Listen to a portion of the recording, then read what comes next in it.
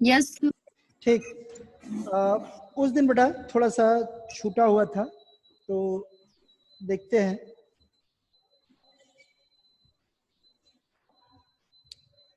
आ, 3D8 में लिया था, याद होगा, और 5th इलेक्ट्रॉन की चारों क्वांटम नंबर्स हमें बताना था। ठीक, इसलिए बेटा n इक्वल टू क्या हो जाएगा 3, l इक्वल टू, ये d सब सेल में है तो l की वैल्यू क्या हो जाएगी? हेलो, d सब सेल के लिए बेटा l की वैल्यू 0 1 2 3 क्या होगा? l इक्वल टू 0 2 3 और सब सेल यस 2 3 e f, तो d सब सेल के लिए क्या होगा? d के लिए बेटा 2 आएगा, s के लिए 0 होता है, p के लिए 1, d के लिए 2 और f के लिए 3, तो d के लिए बेटा 2 हो गया। और m की वैल्यू -1 0 होगा +1 एंड +2। +1 -1 बात नहीं बेटा, पढ़ने वाली हो कल से।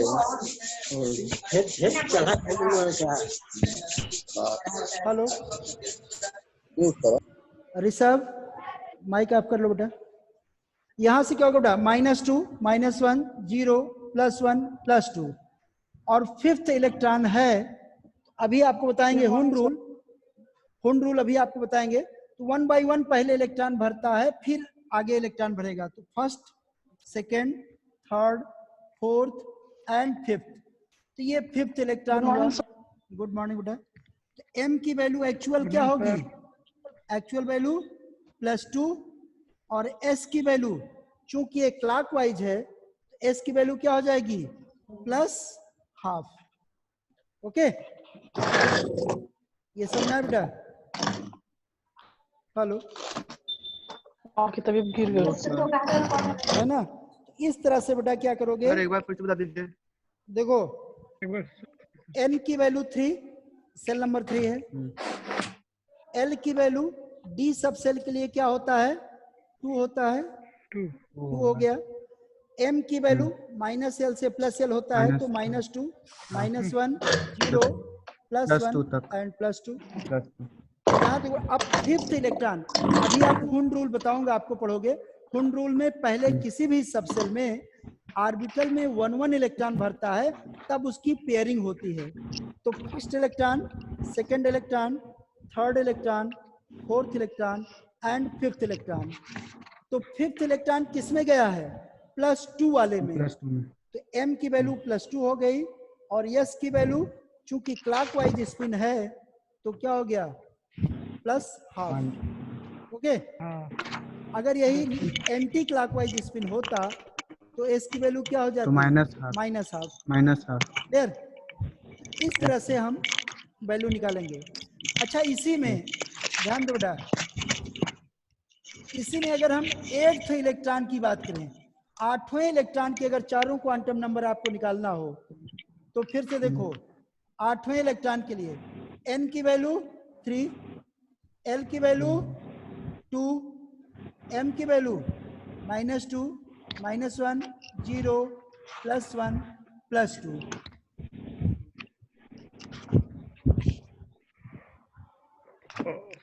देखो बेटा, 8वां इलेक्ट्रॉन होगा तो 1st, 2nd, 3rd, 4th, 5th। अब पेयरिंग शुरू हो जाएगी। 6th electron, 7th electron, 8th electron, ये वाला हुआ। तो m की वैल्यू इसके लिए क्या बनी? 0, और s की वैल्यू क्या हो जाएगी? -12, एंटी क्लॉकवाइज। ओके, इस तरह से हम क्वांटम नंबर्स को आसानी से कैलकुलेट कर सकते हैं। ठीक, आ जाएगा बेटा। कोई कंफ्यूजन होगा? नो सर, कंफ्यूजन नहीं है। आ कंफ्यूजन नहीं। ठीक, यस सर। तो इसको लिखोगे कि मैं आपको क्वेश्चन बोलूं, एक आप लगाओ तो आगे बढ़ा जाए। हाँ, लिख लें।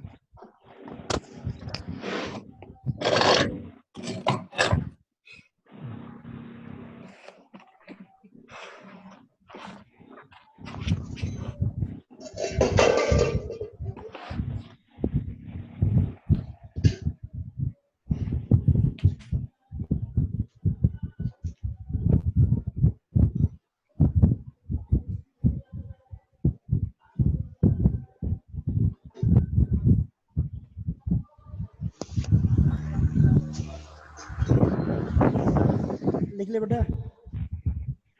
नो सर, एक मिनट।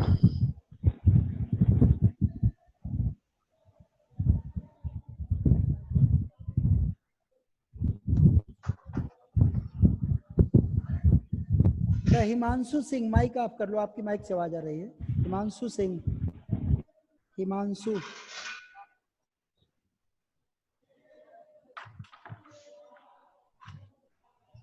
कंप्लीट हो गया बेटा? यस सर, हो गया। Yes sir. एक क्वेश्चन बोलते हैं, देखो अगर हो 4d6 तो इसके जो है सेकेंड इलेक्ट्रॉन की चारों क्वांटम नंबर आप बताओ। जिसका हो जाए वो बताएगा, ठीक? पहले आप सॉल्व कर लो, उसके बाद फिर आप लोग बताना कि जिसका कंप्लीट हो जाए बोलना। 4d6 का क्वेश्चन में क्या? 4d6 है, मान लो ऑर्बिटल है, इलेक्ट्रॉन इसमें है, और सेकेंड इलेक्ट्रॉन की चारों क्वांटम नंबर्स आपको बतानी है।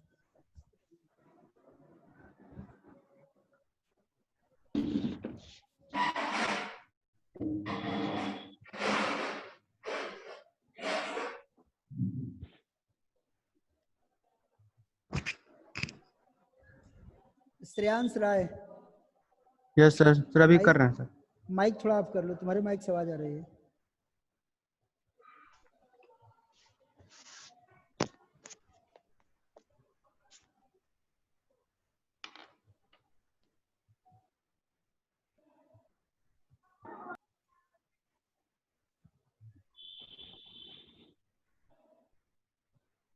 सर आ गया sir.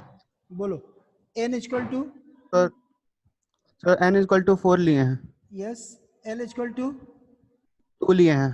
Yes. m equal to, m equal to sir लिए हैं सर -2, -1 0 +1 +2 हो जाएगा। ठीक। इसका एक्चुअल आ वैल्यू, जाएगा सर m, सर हाँ। m equal to -2, h equal to -1। m की वैल्यू क्या होगी सेकंड इलेक्ट्रॉन के लिए? -2। क्यों? फर्स्ट 2 में सर जाएगा क्योंकि तो सेकंड यस इलेक्ट्रॉन -1 में जाएगा ना बेटा? यस सर, सॉरी सर, -1 रहेगा। -1। -1 हो जाएगा सर, और यस की वैल्यू? s के लिए -1 हो जाएगा। -1/2 ना अरे क्लॉकवाइज स्पिन सर, है बेटा, प्लस होगा। प्लस हाफ होगा। Clock Yes, plus sir.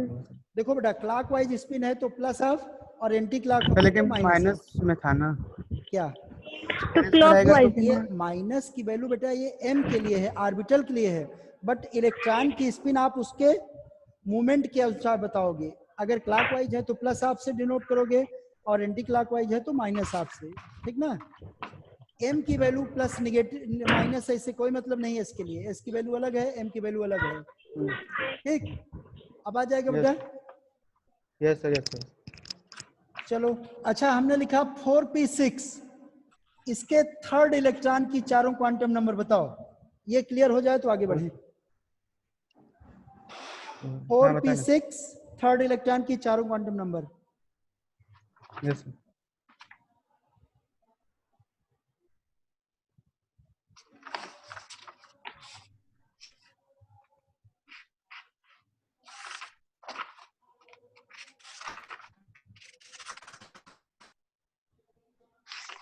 आकांक्षा यादव, माइक ऑफ कर लो बेटा, आवाज आ रही है।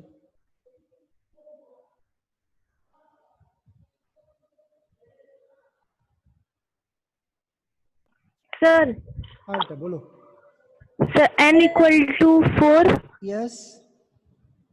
l = 1, 1, very good. m = +1, हाँ वेरी गुड, और s = +½ ठीक, वेरी गुड। आगे बेटा, m = Yes, sir. +1 and s = +½ plus half हो जाएगा। सबका है बेटा? Yes, sir. यस इस सर। तरह से बेटा हम क्वांटम नंबर्स को निकाल सकते हैं। क्लियर? अब कुछ अदर Yes, sir. टॉपिक पे बात करते हैं, ठीक? नेक्स्ट टॉपिक क्वांटम नंबर से ही रिलेटेड है।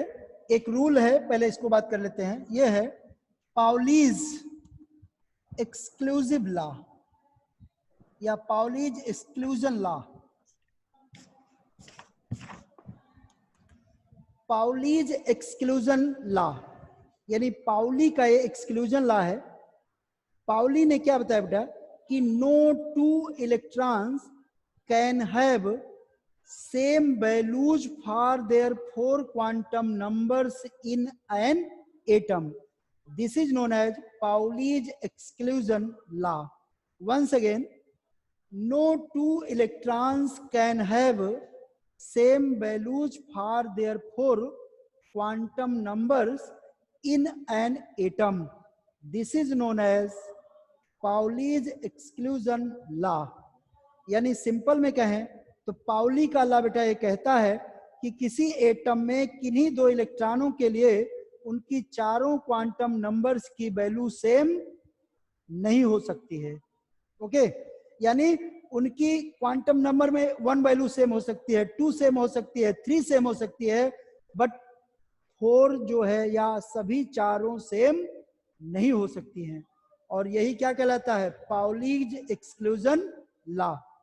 Once again, Pauli exclusion law क्या कहा कि no two electrons can have same values for their 4 quantum numbers in an atom. This is known as Pauli's exclusion law. Pauli's exclusion law बताता है बेटा कि किसी एटम में किन्हीं दो इलेक्ट्रॉन के लिए कोई भी आप दो ले लो, उनकी चारों क्वांटम नंबर्स की वैल्यू कभी भी सेम नहीं हो सकती। जैसे सबसे छोटा अगर एटम ले बेटा हीलियम, हीलियम का कॉन्बिनेशन क्या होगा? 1s2। इसमें केवल 2 ही इलेक्ट्रॉन हैं, तो फर्स्ट इलेक्ट्रॉन के लिए और सेकंड इलेक्ट्रॉन के लिए देखो n की वैल्यू क्या होगी? 1, दोनों के लिए हो गई। l की वैल्यू क्या होगी? 0, दोनों के लिए 0 चूंकि ये सबसेल में है। m की वैल्यू भी क्या होगी? 0। ठीक, फर्स्ट इलेक्ट्रॉन है देखो, तो क्लॉकवाइज स्पिन, इसके लिए s की वैल्यू क्या होगी? +हाफ। और सेकंड इलेक्ट्रॉन है तो इसके लिए एंटी क्लॉक, यानी s की वैल्यू -हाफ। यहाँ 3 वैल्यू तो सेम हो गई, n की, l की, m की, बट s की वैल्यू क्या कर गई? डिफर कर गई। ओके,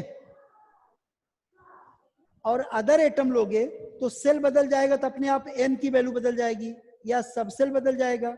यानी किसी भी एटम में किन्हीं दो इलेक्ट्रॉनों की चारों क्वांटम नंबर्स की वैल्यू कभी भी सेम नहीं होती है। इसी को इंग्लिश में आप एक्सप्लेन करते हो कि no two electrons can have same values for their 4 quantum numbers. This is known as Pauli's exclusive law.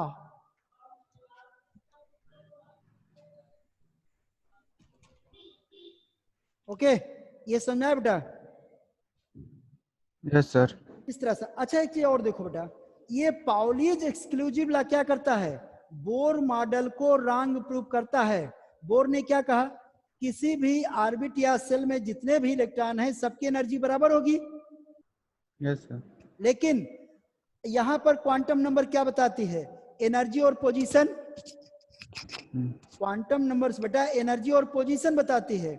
यानी पाउली का रूल क्या प्रूव करता है? अगर चारों क्वांटम नंबर सेम नहीं है, इसका मतलब किसी भी दो इलेक्ट्रॉन की एटम में एनर्जी आपस में कभी भी सेम नहीं हो सकती है। यानी किसी भी एटम में जितने भी इलेक्ट्रॉन होंगे सबकी एनर्जी अलग अलग होती है, और किन्हीं दो इलेक्ट्रॉन की एनर्जी आपस में कभी भी सेम नहीं हो सकती है। ये पाउली एक्सक्लूजन लॉ का बेटा इंपॉर्टेंस यही है कि पाउली का लॉ ये प्रूव करता है कि किसी भी एटम में किन्हीं दो इलेक्ट्रॉनों की एनर्जी आपस में कभी भी बराबर नहीं होती है। That is all the electron present in an atom have different energy level और डिफरेंट एनर्जी।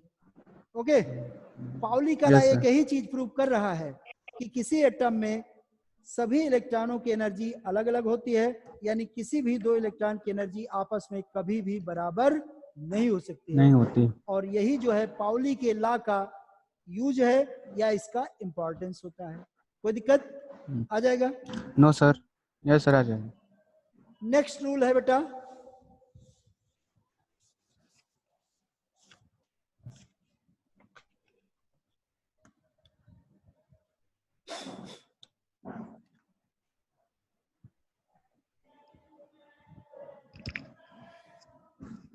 Hund's rule.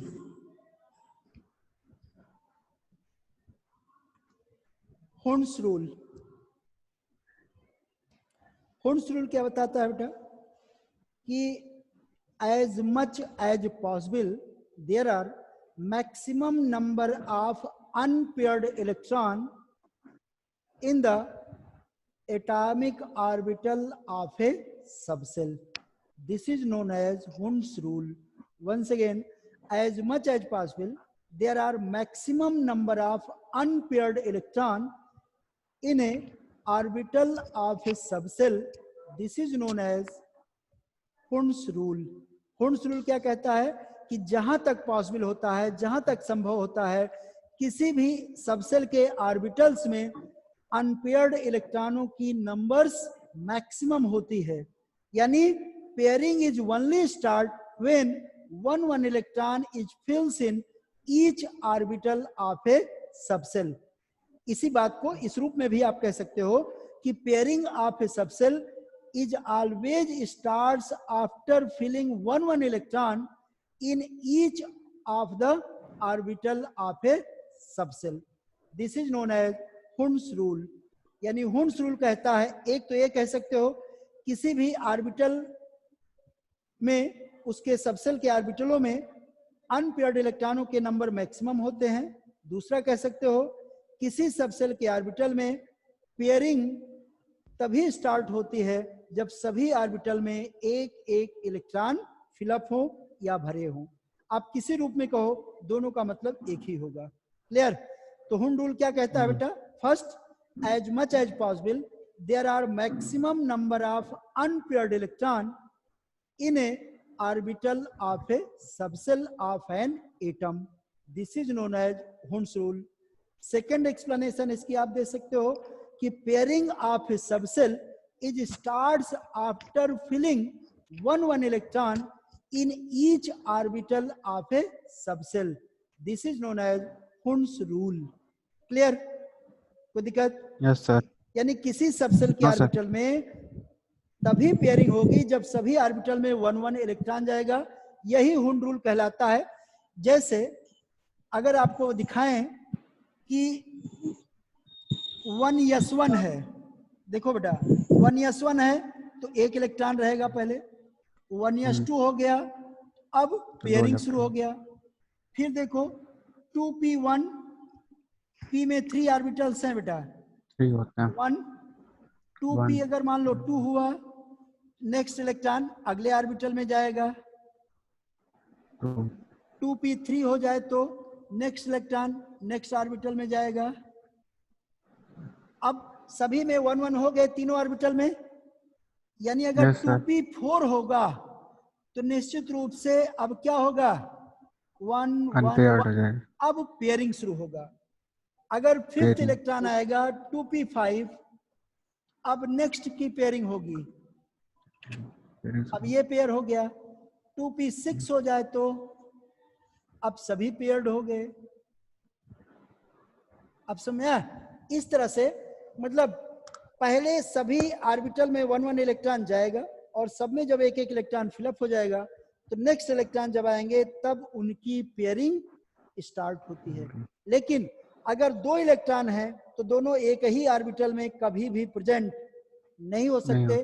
निश्चित रूप से वो अलग अलग ऑर्बिटल में रहेंगे, यानी उनकी पेयरिंग नहीं होगी। यही हुंड का रूल बताता है। इस ये समझ में आया? Yes sir. अब इससे आपको क्या लाभ हुआ, यानी इससे क्या हमें क्या बोलते हैं, क्या इंफॉर्मेशन मिलती है, इसको आप समझ लो। तो पहले तो स्टेबिलिटी के लिए आप देख लो, अगर इलेक्ट्रॉन अलग अलग ऑर्बिटल में रहेंगे, चूंकि इलेक्ट्रॉन पर क्या है, सेम चार्ज है, नेगेटिव चार्ज है, तो अगर सेम ऑर्बिटल में रहेंगे तो निश्चित रूप से क्या होगा, रिपल्सन क्रिएट होगा, जो कि सबसेल या ऑर्बिटल को क्या करेगा, लेस स्टेबल करेगा, डिस्टेबलाइज कराएगा। लेकिन अगर ऑर्बिटल में इलेक्ट्रॉन दूर दूर हैं तो वहां पर क्या होगा, लेस रिपल्सन होगा और मोर स्टेबिलिटी होगी। क्लियर? एक चीज और होता है कि जो इलेक्ट्रॉन्स होते हैं ऑर्बिटल में भी एनर्जी लेवल होता है। एक चीज और जान लो, तो जैसे जैसे ऑर्बिटल बढ़ता जाएगा एनर्जी लेवल बढ़ता जाता है। पहले भी आप पढ़ चुके हैं, आबर रूल में भी या क्वांटम नंबर में भी लगातार बढ़ता जाता है एनर्जी। तो पहले इलेक्ट्रॉन क्या होगा, लोअर एनर्जी लेवल में जाता है और बाद में इलेक्ट्रॉन हायर एनर्जी लेवल में आता है। ये भी आप रीजन बता सकते हो, दोनों चीजें हैं। तो पहले लोअर एनर्जी लेवल में ऑर्बिटल के इलेक्ट्रॉन गया और जो है तब हायर में जाएगा, तो जितना रिपल्सन होगा उतना एनर्जी बढ़ेगा और उसके कारण से एनर्जी लेवल हाई हो जाता है या एनर्जी लेवल बढ़ जाता है। ठीक, यस सर।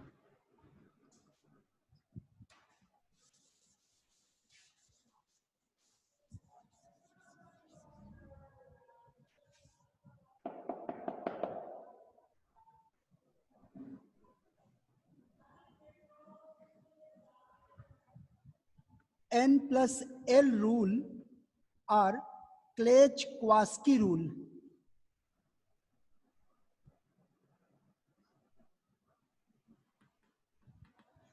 इसको मैं इसलिए बता रहा हूं बेटा, इसका रिलेशन कहां से है, जो एक्सेप्शन या कह सकते हो कॉन्फ़िगरेशन में, याद होगा जब इलेक्ट्रॉनिक कॉन्फ़िगरेशन करते हो तो आपने क्या किया है, 1s2 2s2 2p6 3s2 3p6 4s2 3d, या इसमें 2 1 हटा दो तो जो ऑर्बिटल का क्रम है भरने का, देखे होगे 3p के बाद 4s आता है तब इलेक्ट्रॉन 3d में जाता है। देखो ना कॉन्फ़िगरेशन में पहले इलेक्ट्रॉन 4s में जाता है तब 3d में जाता है, जबकि 3d क्या है, थर्ड सेल में है और ये 4s फोर्थ सेल में है। याद आया, जब आफबा रूल पढ़े हो तो इलेक्ट्रॉन क्या होता है, पहले 3d सबसेल में ना भर करके 4s में जाता है, उसके बाद 3d सबसेल में इलेक्ट्रॉन भरता है। इसी तरह से इलेक्ट्रॉन 5s में पहले भरता है, उसके बाद 4d में जाता है। ये सब पढ़े हो? Hello, yes sir, yes sir. याद आया? Yes sir. यहाँ पर अगर हम आपसे क्वेश्चन करते या आप मान लीजिए पूछते तो पहले इलेक्ट्रॉन थर्ड सेल में क्यों नहीं गया, 4 में चला गया, या 4s में चला गया बट 3d में क्यों नहीं गया, 5s में चला गया 4d में क्यों नहीं गया, 6s में चला जाता है उसके बाद इलेक्ट्रॉन 4f में जाता है। ठीक ना, ये क्यों जाता है, कैसे होता है, इसके लिए याद होगा उस समय मैंने केवल एक चीज आपसे कहा था कि इसका अभी रीजन आप समझ लो, एनर्जी लेवल। जिसका एनर्जी लेवल जितना कम होगा उसमें इलेक्ट्रॉन पहले जाएगा और जिसका एनर्जी लेवल ज्यादा होता है उसमें इलेक्ट्रॉन बाद में जाता है। बाद में। क्लियर? उसी के लिए N+L रूल भी है, इसको क्लेज-क्वास्की ने दिया था, इसीलिए इसको क्लेज-क्वास्की रूल या N+L रूल बोलते हैं। इसका मतलब क्या होता है कि ये रूल क्या कहता है बेटा, इलेक्ट्रॉन पहले उस सबसेल में जाएगा जिसके N+L की वैल्यू मिनिमम होगी, लेस होती है। ओके, N+L रूल क्या कहता है, सिद्धार्थ कुमार, माइक बेटा आपका ऑन है, आवाज आ रही है, सिद्धार्थ कुमार, ठीक ना बेटा? N+L रूल क्या कहता है, ध्यान दो कि the subcell which having minimum N+L value, the electron will enter first, या the electron will enter first in that subcell for which N+L value is minimum। Electron पहले उस सबसेल में जाएगा जिसके लिए N+L की वैल्यू मिनिमम होगी। Okay, once again, the electron will enter that subcell for which N+L value is minimum। अब आप देखो, हमने लिया 3D और 4s, इसके लिए N+L वैल्यू देखो, N की value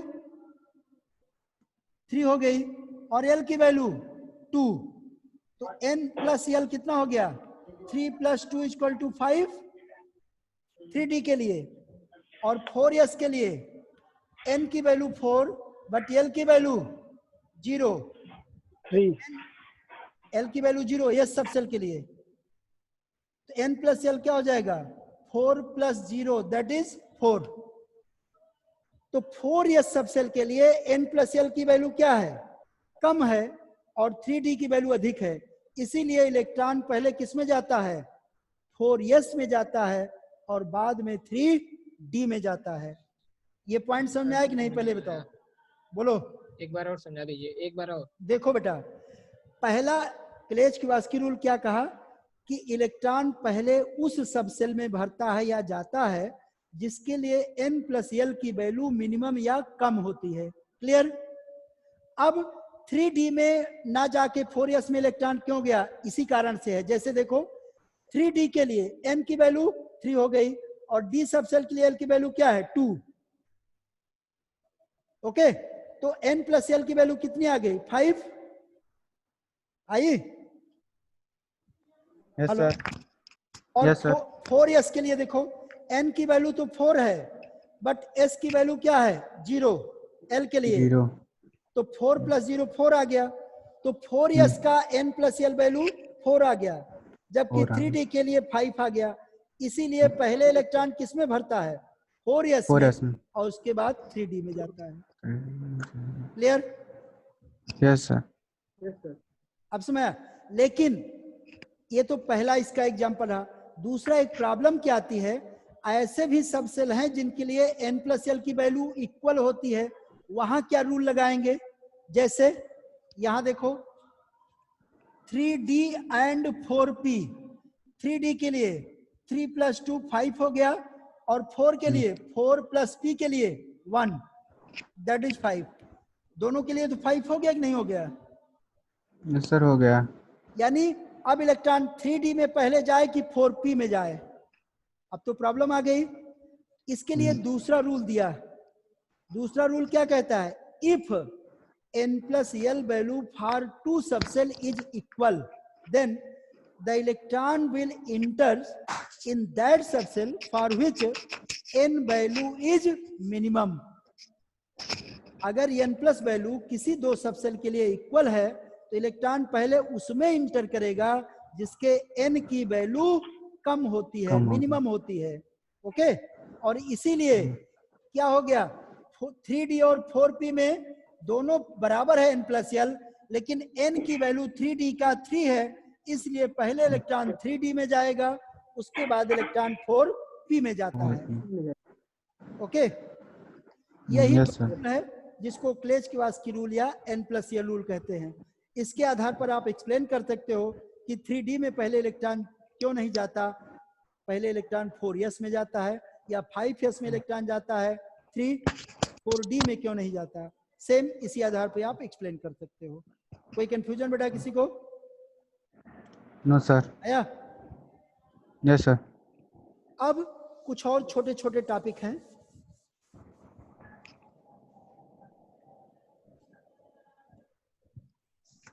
boundary surface diagram.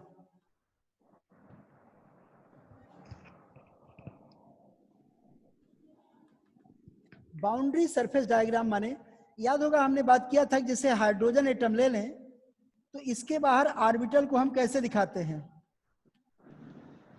Electron cloud model याद होगा, बताए थे।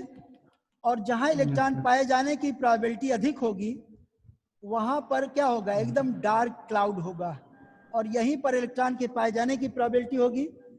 इसी को याद होगा तो हम लोग क्या बोलते हैं, ऑर्बिटल कहते हैं। और ऑर्बिटल वेव फंक्शन को साई से, साई क्या होता है, दिस इज वेव फंक्शन या ऑर्बिटल वेव फंक्शन बोलते हैं।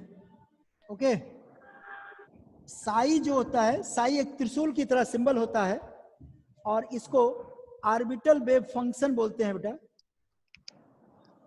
ऑर्बिटल वेव फंक्शन सिर्फ इतना बताता है कि साई एक मैथमेटिकल ऑपरेशन है, इसका कोई स्पेशल इंपॉर्टेंस नहीं है, बट जो इलेक्ट्रॉन जो है वेव्स के रूप में है, या ऑर्बिटल का जो इलेक्ट्रॉन मूव कर रहा है वेव के रूप में, उसका जो एक्स वाई जेड यानी जो उसके कोऑर्डिनेट्स हैं, उनके लिए इलेक्ट्रॉन के मूवमेंट के लिए उसका ये केवल वेव फंक्शन होता है, और इसके अलावा इसका कोई विशेष मैथमेटिकल इंपॉर्टेंस नहीं होता है, केवल एक मैथमेटिकल ऑपरेशन है जिसके द्वारा हम कैलकुलेशन करते हैं कि इलेक्ट्रॉन की एनर्जी क्या होगी, उसका वेलोसिटी क्या होगी, ये सब फैक्टर इस कैलकुलेशन के लिए यूज किया जाता है। बट हम अपने स्तर तक यानी अपने क्लास तक अगर आपसे पूछे कि व्हाट इज साई, तो क्या बताओगे?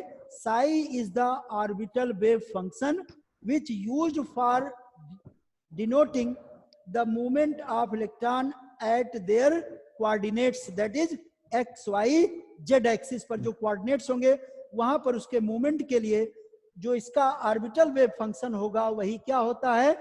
साई कहलाता है। क्लियर? और बाउंड्री सरफेस डायग्राम क्या होगा? लेकिन ये बात आई है साई, एक चीज और जान लो, एक क्या होता है साई स्क्वायर, इसको बोलते हैं प्रोबेबिलिटी डेंसिटी।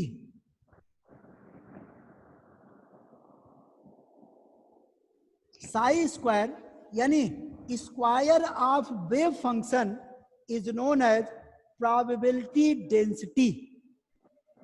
प्रोबेबिलिटी डेंसिटी मैंने इलेक्ट्रॉनों के पाए जाने की प्रोबेबिलिटी कितनी कम या ज्यादा है, ठीक ना। साई स्क्वायर क्या होता है?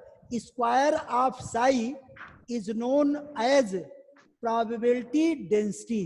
Probability density explains the probability of finding electron in the given atomic orbital or in an atom, या given orbital of an atom कह सकते हो। ध्यान दो बेटा, साई क्या है? Psi is the wave function of electron या orbital wave function of electron. First thing, इसका कोई स्पेशल मीनिंग नहीं है, केवल ये मैथमेटिकल ऑपरेशन होता है। मैथमेटिकल ऑपरेशन मीन्स मैथमेटिक्स में एज ए सिंबल यूज होता है जो इलेक्ट्रॉन के वेव फंक्शन को डिनोट करता है, और वो एक्स वाई जेड जो एक्सिस होते हैं उनके लिए यूज किया जाता है। और इसका स्क्वायर यानी square of the psi is known as probability density. Probability density explains the probability of finding electron in a given orbital. किसी ऑर्बिटल में इलेक्ट्रॉन के पाए जाने की जो प्रोबेबिलिटी होती है वही प्रोबेबिलिटी डेंसिटी या साई स्क्वायर कहलाती है। क्लियर? Yes sir. साई और साई स्क्वायर वेव फंक्शन और प्रोबेबल डेंसिटी दोनों ही बेटा किस पर डिपेंड करती हैं? डिस्टेंस पर। न्यूक्लियस से जैसे जैसे डिस्टेंस बढ़ती जाएगी इनकी वैल्यू भी चेंज होती जाती है, और हर ऑर्बिटल के लिए, हर सबसेल के ऑर्बिटल के लिए प्रोबेबिलिटी डेंसिटी अलग अलग होती है। ध्यान दो, इन दोनों की वैल्यू जैसे डिस्टेंस पर डिपेंड करती है, यानी this is a function of distance. जैसे जैसे डिस्टेंस किसी ऑर्बिटल का, किसी भी सबसेल के ऑर्बिटल का न्यूक्लियस से बढ़ता जाएगा वैसे वैसे प्रोबेबिलिटी डेंसिटी भी चेंज होती जाती है या उसमें चेंजेज आते हैं। जैसे बुक में देखोगे बेटा तो एक ग्राफ दिया है स्पेशली साई स्क्वायर का 1s ऑर्बिटल के लिए और 2s ऑर्बिटल के लिए, और ये साई स्क्वायर है प्रोबेबिलिटी डेंसिटी। क्लियर? इन दोनों में देखोगे तो करीब इस तरह का ग्राफ मिलेगा, और ये आर है, डिस्टेंस बढ़ रहा है। इसमें देखो 0.4 0.8 दिया है, और इधर भी है वेव का, इधर भी आर बढ़ रहा है, 0.4 0.8 पॉइंट दिया होगा, इसमें इस तरह से दिया होगा।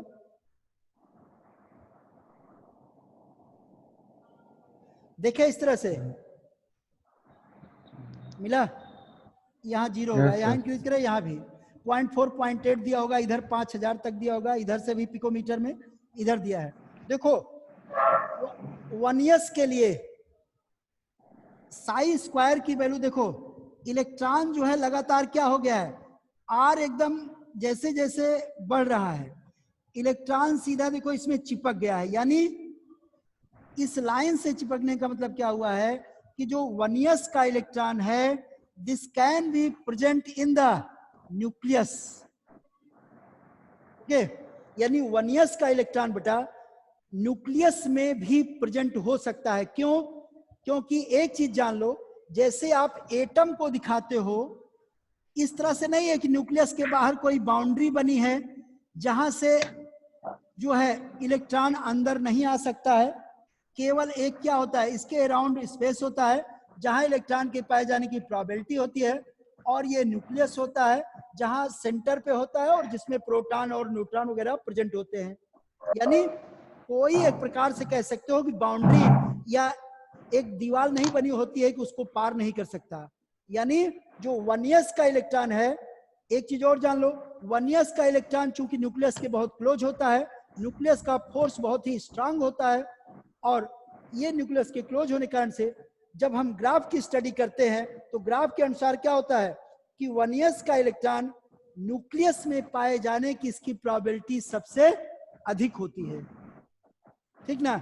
जबकि 2s का इलेक्ट्रॉन चूंकि डिस्टेंस पे होता है, दूरी बढ़ जाती है कंपैरेटिवली, इसके कारण क्या होगा, एक निश्चित समय में न्यूक्लियस के क्लोज तो आता है, लेकिन उसके बाद फिर क्या होता है कि मैक्सिमम रीच करता है, फिर से क्या होगा, न्यूक्लियस से दूर जाता है, और एक पीक पर पहुंचने के बाद, ध्यान दो बेटा, जितना ऊंचाई पर गया है न्यूक्लियस से दूर जा रहा है, और एक निश्चित डिस्टेंस, जैसे जैसे डिस्टेंस बढ़ता है, एक पीक पर जाने के बाद, यानी न्यूक्लियस से एक स्पेशल दूरी तक जाने के बाद फिर से क्या होता है, डिक्रीज करता है और वो न्यूक्लियस की ओर आना शुरू कर देता है, बट वो न्यूक्लियस में प्रेजेंट नहीं होता है।